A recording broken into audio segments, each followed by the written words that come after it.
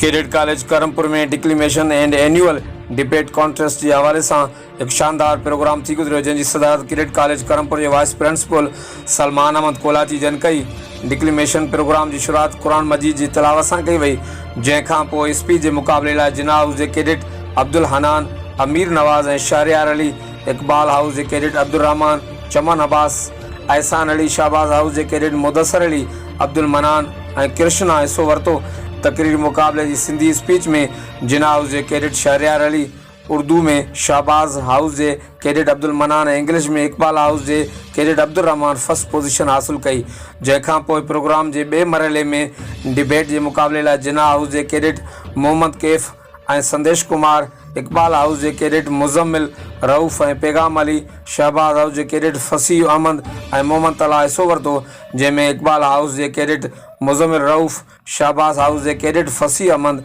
और मोहम्मद तला, जिना हाउस के cadet Mohammad Kaif first position हासिल कई। पोजीशन हासिल कंदड़ कैडेट्स के इनामी ट्रॉफियूं ॾिनियूं हुयूं। डिक्लेमेशन प्रोग्राम के आखिर में कैडेट कॉलेज करमपुर के वाइस प्रिंसिपल सलमान अहमद कोलाची जन पंहिंजे सिदाती खिताब में निसाबी और तकरीरी मुकाबलन की अहमियत के हवाले से नसीहतूं पिणु बयान कयूं।